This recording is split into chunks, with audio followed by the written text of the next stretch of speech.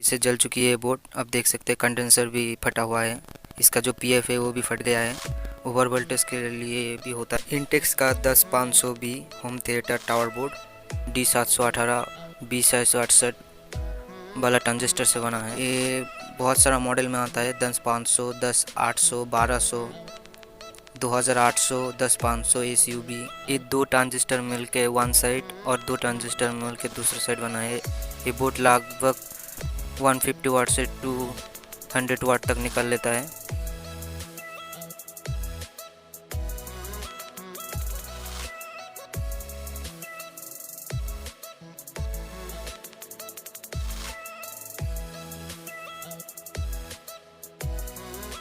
देखने के बाद ये है कि इसका जो ट्रांजिस्टर है D718 और B668, ये ट्रांजिस्टर पूरी तरीके से ठीक है। मैं सारे के सारे नॉब निकल लेता हूँ।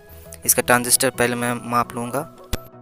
इस ट्रांजिस्टर का बीच वाला पिन से लेके साइड वाला पिन में हमको 500 से लेके 600 तक रीडिंग मिलना चाहिए, और एक साइड पे हमको 1000 से लेके 1200 तक हमको रीडिंग मिलना चाहिए। देखते हैं ठीक है या नहीं। इधर हमको रीडिंग मिल रहा है 600, 650। यही तक तो ठीक है। चारों ट्रांजिस्टर हमारा ठीक है। ये जो पीएफ कैपेसिटर और रेजिस्टर दिख रहा है यही इसमें गड़बड़ है। इसको मैं निकाल लूँगा, निकल के दूसरा लगा लूँगा। दूसरा लगाने के बाद चेक करते हैं इसमें पावर आते हैं या नहीं।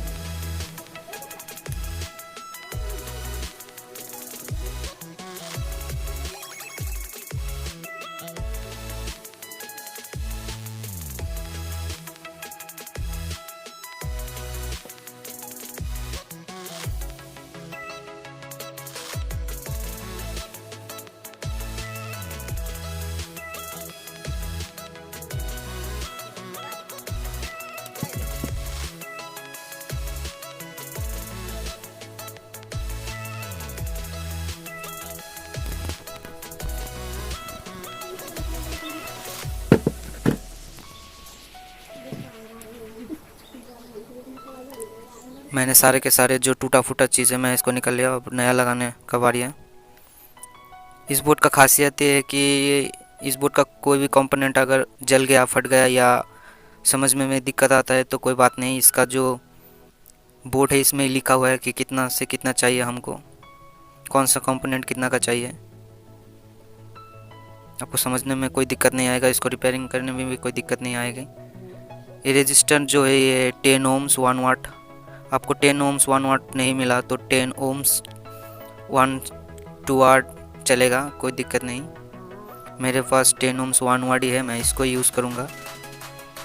मार्केट में ये आपको 5 से लेके 6 रुपया में आपको मिल जाएगा। और जो ये 5 वाट 25 ohms जो ये पीएफ है ये भी आपको 5 से लेके 10 रुपया तक मिल जाएगा। और ये जो 16 वोल्ट ये कैपेसिटर है ये भी आपको उतना में मिल जाएगा।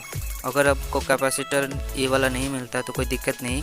आप वोल्टेज ठीक रखिए, 16 वोल्ट रखिए, और आपका जो यूएफ है कैपेसिटर सा ज़्यादा या कम होगा तो कोई दिक्कत नहीं होगा।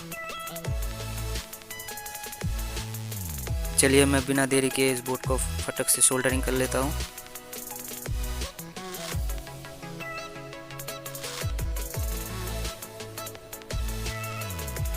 अगर आपके पास ऐसा ही कोई बोर्ड आए तो बोर्ड में जितना भी सोल्डरिंग करा हुआ है आप सब में एक बार रीसोल्डर कर लीजिए। सबको एक बार फिर से सोल्डर करिए। इससे आपका और भी जितना प्रॉब्लम है सॉल्व हो जाएगा। जैसे कि बहुत सारा बोर्ड होता है कि थोड़ा बचता है फिर बंद हो जाता है, थोड़ा बचता है फिर बंद हो जाता है। लगभग 90% सॉल्व हो जाएगा। देखने का चीज़ है कि ट्रांजिस्टर हमारा ठीक है क्या नहीं।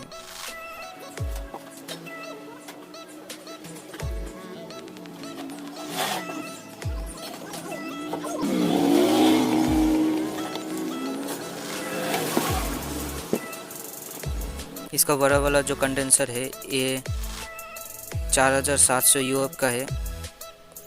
ये चूहा ने काट लिया है लेकिन ठीक ही है, ये चलेगा। मैं इसको, मेरे सारे के सारे काम हो गए, मैं इसको पावर दूंगा। मेरे पास 22 4 एम्पियर का ट्रांसफार्मर है। 6 से 7 एम्पियर तक इस बोर्ड में आप दे पाओगे।